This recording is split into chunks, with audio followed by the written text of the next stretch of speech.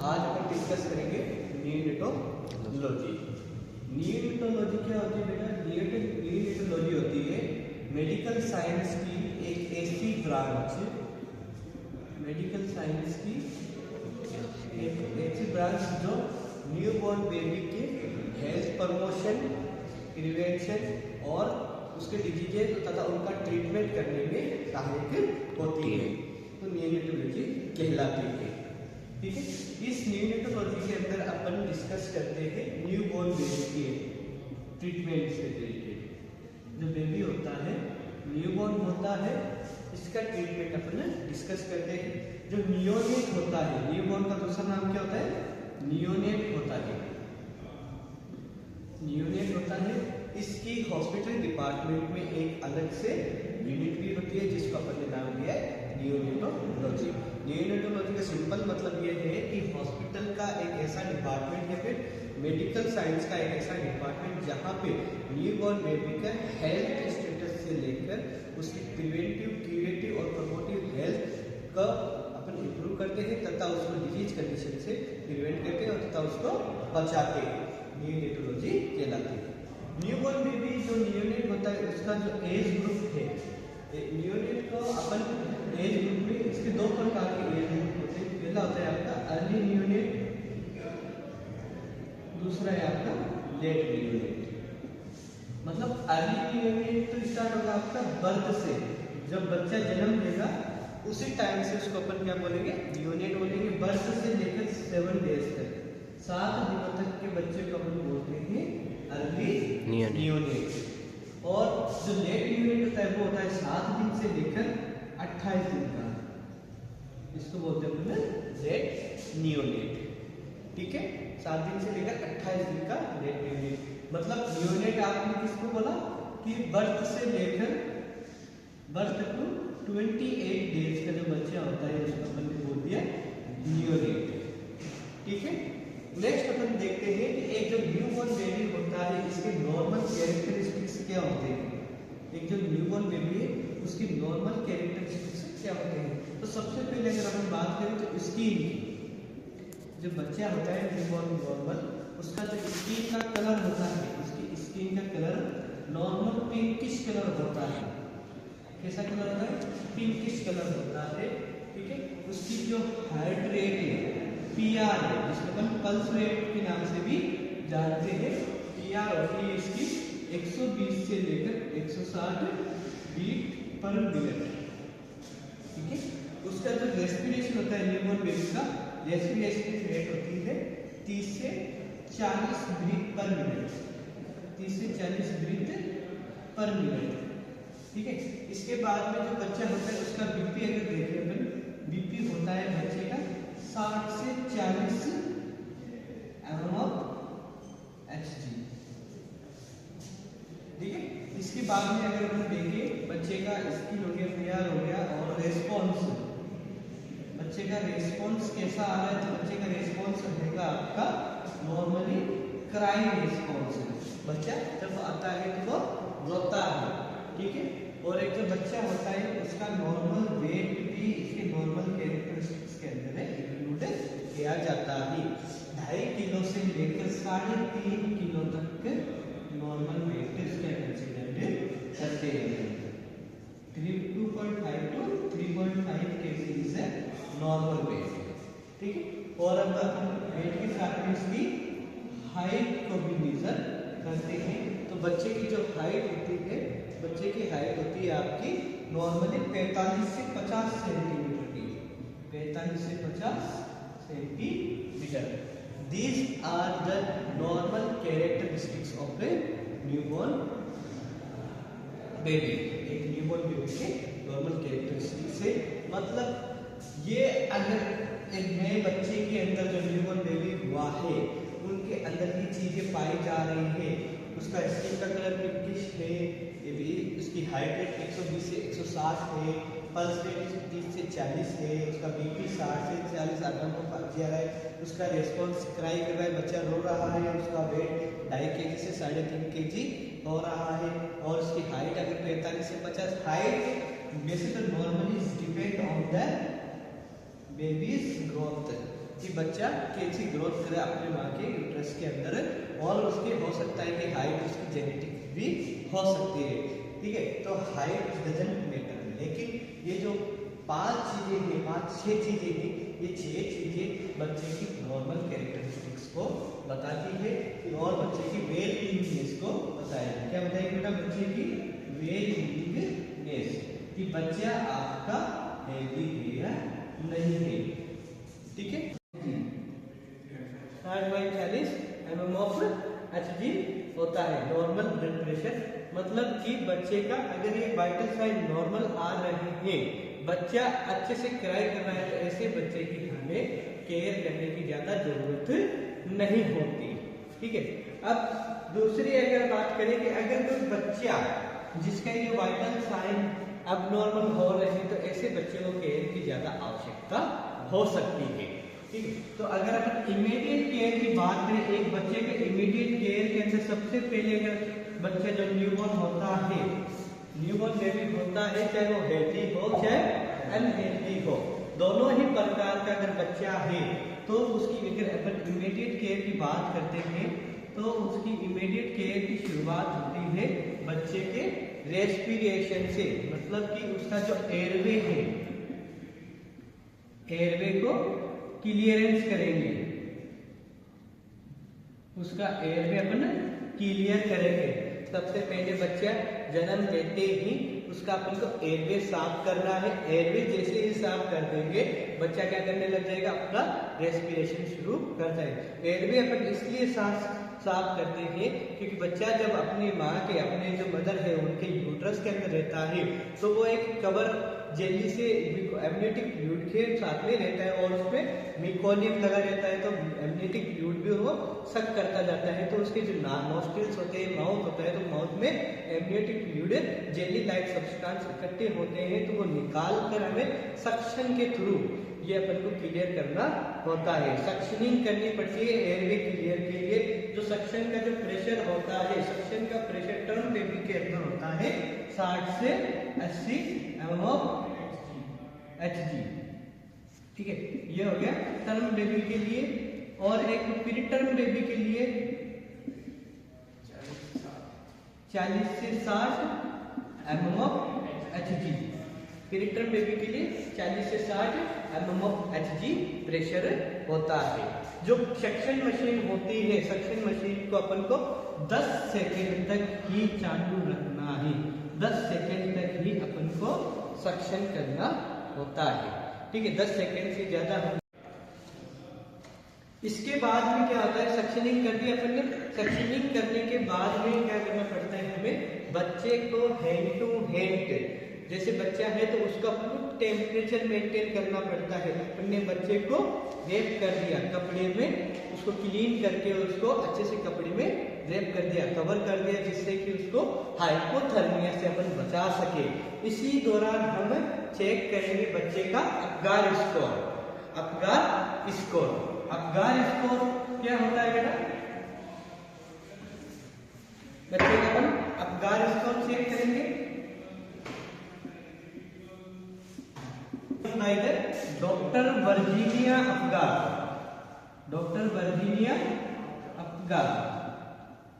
ये जो doctor Virginia Apgar है, इन्होंने अपने नाम पे ही इस स्कोर को दिया है। ये जो स्कोर है, ये अपगार स्कोर बच्चे की जो न्यूबॉर्न बेबी हुआ है उसकी वेल बीइंगनेस को, मतलब कि उसके हेल्दीनेस को असेस करने के लिए एक न्यूमेरिकल स्कोर होता है। इसमें उन्होंने मैक्सिमम नंबर बताए हैं 10 स्कोर और मिनिमम उन्होंने बताया है 0।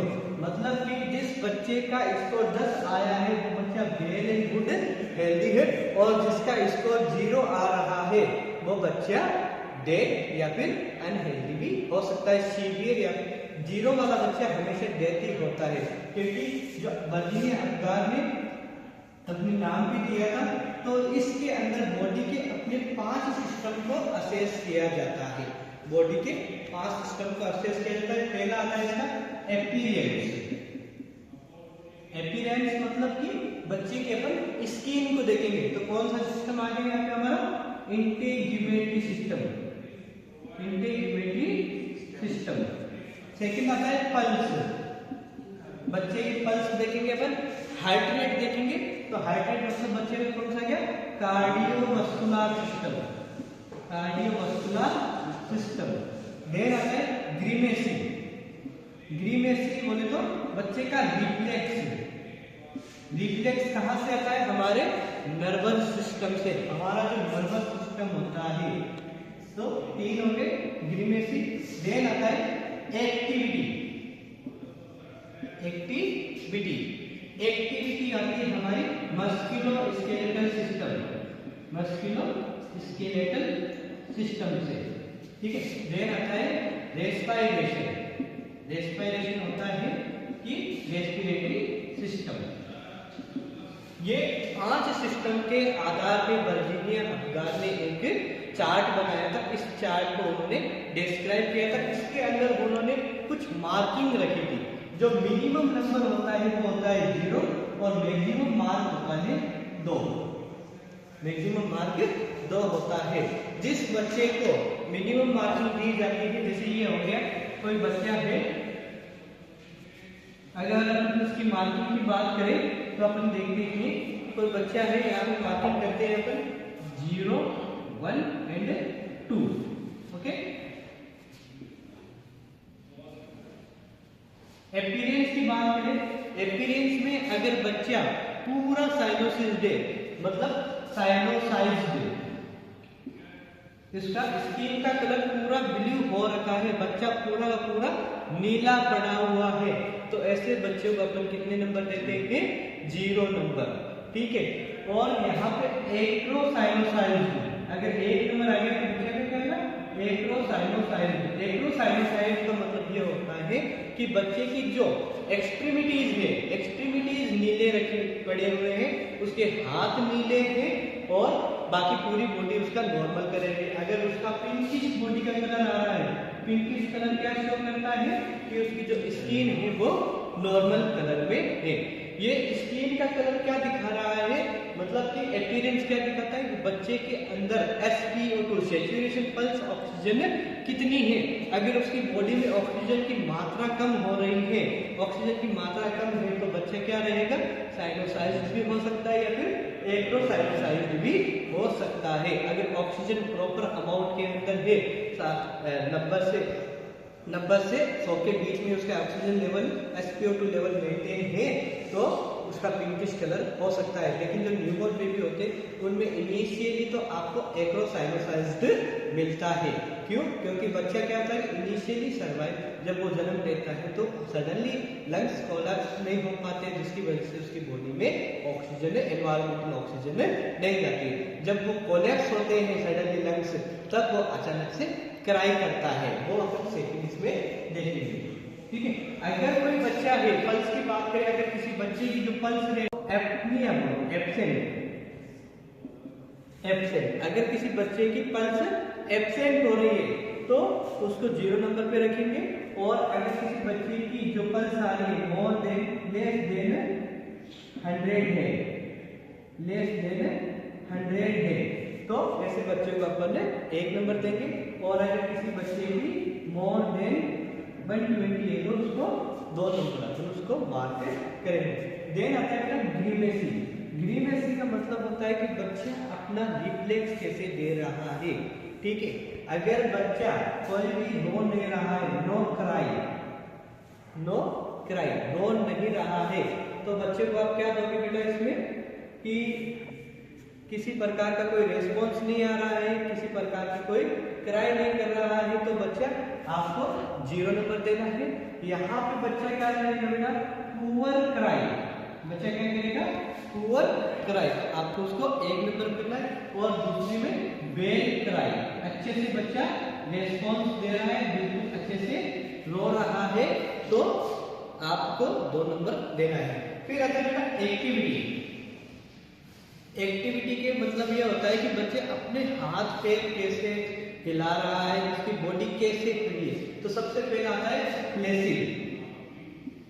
फ्लैसिड का मतलब है कि बच्चे का कोई भी रेस्पॉन्स नहीं है, किसी भी प्रकार की वो एक्टिविटी नहीं कर रहा है। आपने उसको हाथ को उठाया, आगे गिर गया, फिर आपका फिर नीचे गिर गया, तो that is known as the flashing, मतलब कि उसमें किसी प्रकार की कोई जान नहीं है, तो आप उसको क्या दोगे 0 नंबर।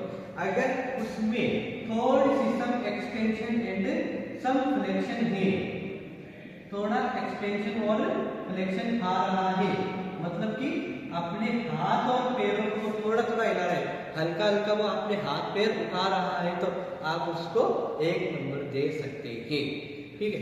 और अगर बच्चा गुड अच्छी तरीके से अपने हाथ और पैरों को उठा रहा है, तो आप उसको 2 नंबर दे सकते हो, ठीक है। अब अपन देखते हैं उसके रेस्पिरेशन पे। तो रेस्पिरेशन, अगर बच्चे का रेस्पिरेशन एब्सेंट है या फिर एपनिया, एब्सेंट या एपनिया है, तो आपको क्या देना है 0 देना है। और अगर किसी बच्चे का जो रेस्पिरेशन है वो लेस देन 30 है, 30 ब्रीथ पर मिनट, 30 ब्रीथ से कम है, तो आपको 1 नंबर पे देना है। और अगर किसी बच्चे का मोर देन 30 आता है रेस्पिरेशन, ठीक है, ब्रीथ पर मिनट, तो आपको बच्चे को 2 नंबर देने हैं। अब अपन एक कंडीशन अराइज करते हैं कि जैसे कि कोई एक बच्चा है जिसके हाथ और पैर नीले रखे हुए हैं। हाथ पैर नीले का मतलब क्या है, बच्चे को एक्रोसाइनोसाइन है, मतलब कि 1 नंबर। और दूसरा, बच्चे की पल्स रेट आ रही है 110, पल्स रेट 110 आ रही है। 110 किस पे आ रहा है अपने 1 और 2 के, तो यहाँ पे इसको पल्स रेट में 2 नंबर दे देंगे। बच्चा हल्का हल्का रो रहा है, लिटिल बिट क्राई कर रहा है, ज्यादा नहीं रो रहा है, हल्का हल्का रो रहा है, उसके लिए अपन इसको 1 नंबर देंगे। और बच्चा अपने हाथ पैर अच्छे से हिला रहा है लेकिन रो नहीं रहा है, हाथ पैर अच्छे से हिला रहा है, तो 2 नंबर। गुड, क्लैसिक कर रहा है। बच्चे का जो रेस्पिरेशन है, रेस्पिरेशन बच्चे का मोर देन 30 है, मतलब कि 30 से ज्यादा बच्चा रेस्पिरेशन कर रहा है, 35 आ रहा है, 40 भी आ सकता है। बच्चे का रेस्पिरेशन आया 32, तो 32 पे रेस्पिरेशन पे आपको क्या करना है 2 नंबर उसको दे देंगे। अब अगर अपन काउंट करते हैं 1 2 3, 3 और 4, 4 और 2 6, 6 और 2 8, टोटल स्कोर कितना हो गया बच्चे का 8 हो गया, ठीक है। मैंने क्या बताया था कि जो बच्चा है अगर उसका स्कोर 8 आ रहा है, तो मतलब बच्चा क्या होगा, हेल्दी होगा। अबगार स्कोर की जो स्कोरिंग जो हेल्दी है स्कोर बताया था, 0 से जो ट्रीटमेंट की दी जाती है, 0 से 3 स्कोर वाले बच्चे को सीवियर केयर दी जाएगी। ऐसा बच्चा क्या रहेगा, डिस्ट्रेस रहेगा या फिर उसको सीवियर केयर प्रोवाइड करानी पड़ेगी, ठीक है। फिर 3 से 6, जिस बच्चे का स्कोर 3 से 6 आ रहा है, ऐसे बच्चे को अपन मॉडरेट केयर प्रोवाइड कराते हैं, ठीक है। फिर बच्चा जिसका स्कोर 7 से 10 आ रहा है, ऐसे बच्चे को अपन माइल्ड केयर प्रोवाइड कराते हैं।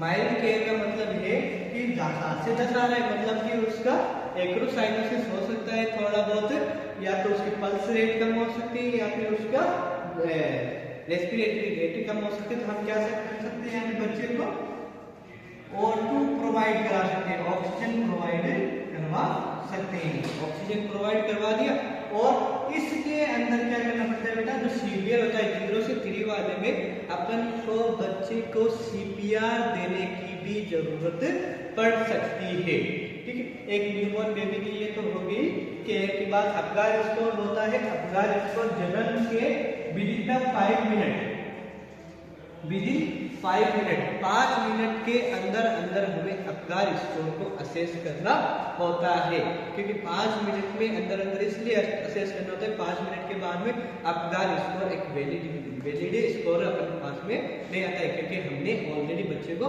इंटरवेंशन दे रहे होते हैं, ठीक है। तो इसीलिए हमें as soon as possible within 5 minute हमें बच्चे का अबगार स्कोर चेक करना चाहिए। इसके बाद में हम देखते हैं कि बच्चे की जो कॉर्ड कटिंग है, जो अम्बिलिकल कॉर्ड है, अम्बिलिकल कॉर्ड को काटते ही कोचर कॉर्ड से बच्चे से 2.5 सेंटीमीटर पे अपन बच्चे की साइड से 2.5 सेंटीमीटर पे एक कॉर्ड क्लैंप लगाते हैं, फिर उससे भी 2.5 सेंटीमीटर पे अपन दूसरा कॉर्ड क्लैंप लगाते हैं। कॉर्ड क्लैंप लगाने के बाद में दोनों को अपन कोचर फोर्सेप्स से काट देते हैं और मदर को और बच्चे को एक दूसरे से अलग करते हैं।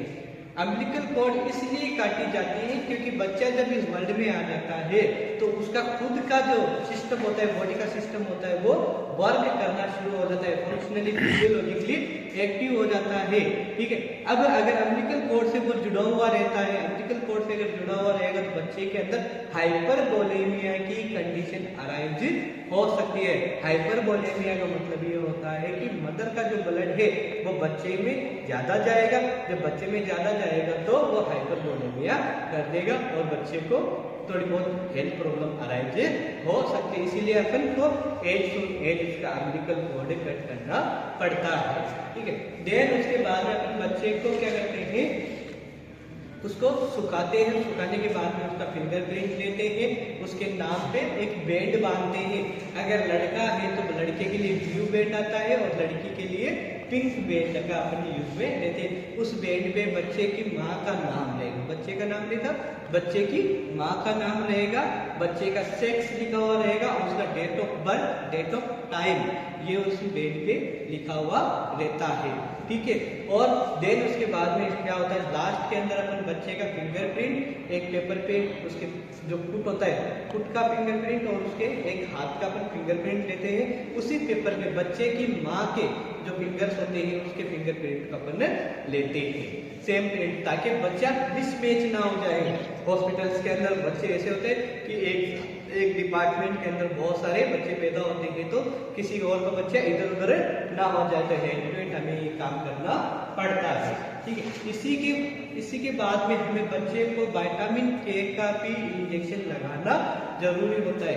विटामिन के का इंजेक्शन हम इसलिए लगाते हैं क्योंकि जो बच्चा होता है उसका न्यूबॉर्न बेबी का जो प्रोथ्रोम्बिन टाइमिंग होता है वो ज्यादा होता है, जिसकी वजह से ब्लीडिंग होने के चांसेस ज्यादा होते हैं। जब बच्चा कोई फॉरेन पार्टिकल अपनी माँ का दूध पीता है तो उसकी जो गट्स होती है, मतलब कि उसकी जो आंतें होती है, उसका स्टमक होता है, इतना मजबूत नहीं होता है कि वो उसकी दूध की कैपेसिटी को वो संभाल सके, वरना वो रप्चर हो सकती है। रप्चर होते ही उसमें ब्लीडिंग ज्यादा होगी।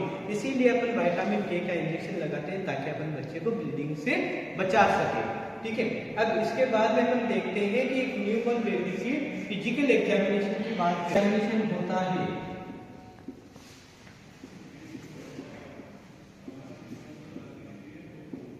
फिजिकल एग्जामिनेशन होता है।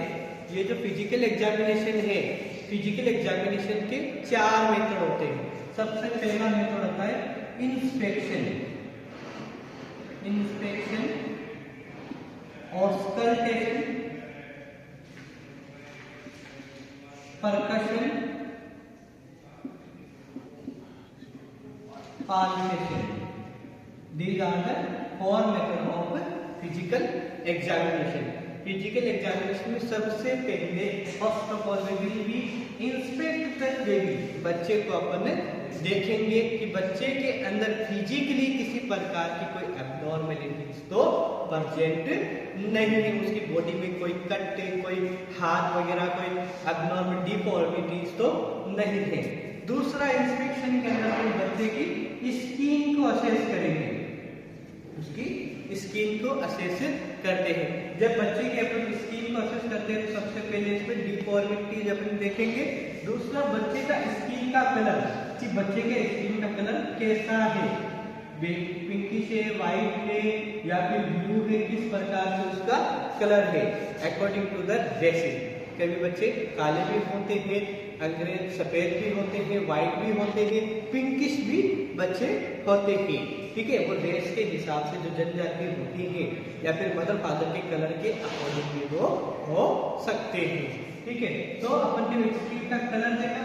स्किन का कलर देखने के बाद में जो बच्चे की स्किन होती है, बच्चे की स्किन पर छोटे छोटे हेयर्स पाए जाते हैं, छोटे छोटे हेयर्स पाए जाते हैं, जिन्हें बोलते हैं अपन लेन्यूगो। इन्हें क्या बोलते हैं अपन? लेन्यूगो। फाइन एंड गोल्डन कलर के हेयर पाए जाएंगे। न्यूबॉर्न बेबी की जब न्यूबॉर्न बेबी होता है ना, उसकी पूरी बॉडी पे सुनहरे सुनहरे गोल्डन कलर के हेयर्स पाए जाएंगे, जिसका अपन ने नाम दिया है लेनिको। ये जो लेनिको होते हैं, ये लेनिको का काम होता है कि बच्चे को हर प्रकार की, जो भी प्रकार की एनवायरमेंटल प्रॉब्लम आती है, मतलब कि सर्दी गर्मी से, सर्दी से इनको प्रिवेंशन करने का और पैथोजन से प्रिवेंट करने का, ठीक है। देन आता है वर्निक्स कैसियोसा। वर्निक्स कैसियोसा, वर्निक्स कैसियोसा एक चीजी पदार्थ होता है, एक चीजी पदार्थ होता है, चीज लाइक सब्सटेंस होता है, व्हाइटिश पदार्थ होता है जो न्यूबॉर्न बेबी के पूरे बॉडी पे कवर किया हुआ रहता है। ये लेनिको और वर्निक कैसियोसा एक दूसरे से सिमिलर के टाइप में होते हैं, बस ये है कि ये हेयर लाइक स्ट्रक्चर है और ये एक जेली लाइक स्ट्रक्चर होती है जो पूरी बेबी की बॉडी को कवर करते हुए उसकी बॉडी पे चिपकी हुई रहती है। तभी तो मैंने बताया था कि बच्चे को अपन क्लीन करते हैं, उसको साफ करते हैं। उस टाइम पे जब बच्चा डिलीवर करता है उसका रेस्पिरेटरी क्लीन सक्शन करने के बाद अपन ने उसको साफ करना है बच्चे को। ये वर्निक्स कैसियोसा वहां से रिमूव करना है। रिमूव जैसे करेंगे अपन, फिर बच्चे को अच्छे से रेप कर देते हैं, उसको कपड़े से बांध देते हैं, ठीक है। कपड़े से इसलिए ढकते हैं ताकि बच्चे को किसी प्रकार का थर्मल, मतलब कि उसकी बॉडी का टेम्परेचर अपन उसको मेंटेन रख सके, उसकी बॉडी का हीट लॉस ना हो, ठीक है। देन आता बर्थ मार्क्स। बच्चे की स्किन पे बर्थ मार्क्स हमें दिखाई देंगे। बर्थ मार्क्स, दो प्रकार के बर्थ मार्क्स हमें दिखाई दे सकते हैं। एक होता है पिगमेंटेड, दूसरा होता है ब्लड वेसल्स, वैस्कुलर। जो पिगमेंटेड बर्थ मार्क होते हैं, ये पिगमेंटेड बर्थ मार्क के कुछ समय के बाद में ऑटोमेटिकली बच्चे की स्किन से रिमूव हो जाते हैं और जो वैस्कुलर होते हैं ये लाइफ टाइम तक उस बच्चे के साथ में रहते हैं। मतलब किसी प्रकार का उसके बच्चे की जो बॉडी होती है उसकी कहीं भी बॉडी के अंदर एक ब्लड वेसल्स की वजह से कोई निशान बन जाता है, परमानेंट एक मार्क बन जाता है, जिसको हमने वैस्कुलर मार्क बोला है। और पिगमेंटेड के अंदर दो प्रकार के मार्क होता है, एक होता है मीडिया। मीडिया निकलता है सीबेसियस ग्लैंड से। सीबेसियस ग्लैंड होती है, सीबेसियस ग्लैंड से सीबम निकलता है। बच्चे की कुछ स्पेशल ऑर्गन्स होते हैं, जैसे टिप ऑफ द नोज, जो नाक होता है, उस नाक के ऊपर छोटी छोटी ऐसे लगेंगे कीले हैं, जहाँ पे हमारे कीले होती है ना, तो वहाँ पे बच्चे की नाक के ऊपर छोटे छोटे धब्बे अपन को दाग पॉइंटेड पिन पॉइंटेड हमें दिखाई देते हैं, जिसको अपन ने मीडिया बोला है। नाक पे, कान पे या फिर बच्चे की जो गर्दन होती है वहाँ पे सफेद सफेद पिन पॉइंट होते हैं, ठीक है, जो सीबेसियस ग्लैंड से रिलीज होते हैं। दूसरा होता है पिगमेंटेड। पिगमेंटेड के अंदर आता है आपका मेलानोसाइट। मेलानोसाइट में आता है आपका मंगोलियन स्पॉट। मंगोलियन स्पॉट, ये जो मंगोलियन स्पॉट होता है ये जनरली पाया जाता है लंबोसेक्रल रीजन पे। लंबोसेक्रल रीजन बोले तो यहाँ से स्टार्ट होता है, जो हमारा लंबर रीजन होता है, लंबर रीजन से सेक्रम तक बच्चे के बटक्स के दोनों साइड, दोनों बटक्स के ऊपर एक हरा ग्रीनिश कलर का एक धब्बा वहां पे पाया जाता है। हर एक नॉर्मल बच्चे में, एबनॉर्मल बच्चे में, सब में ये मंगोलियन स्पॉट पाया जाएगा। ये मंगोलियन स्पॉट क्यों बनता है? Hyper pigmentation of the melanocyte. जो मेलानोसाइट होती है वो मेलानोसाइट क्या करती है कि अपना जो पिगमेंट होता है उसका एक्सेसिव सीक्रेट करती है, जिसकी वजह से जो लंबोसेक्रल रीजन होता है उस लंबोसेक्रल रीजन के अंदर जाकर वहां पे एक स्पॉट का रूप बन जाता है। ये जो मंगोलियन स्पॉट होता है ये ऑटोमेटिकली डिसअपीयर हो जाता है आफ्टर द 1 से 2 साल के बाद में खुद ब खुद ये डिसअपीयर हो जाता है, ठीक है। ये इसमें किसी प्रकार की कोई एबनॉर्मलिटी नहीं होती। किसी बच्चे का 3 साल में भी ये डिसअपीयर हो सकता है, किसी का 2 साल में भी डिसअपीयर हो सकता है। अब अपन बात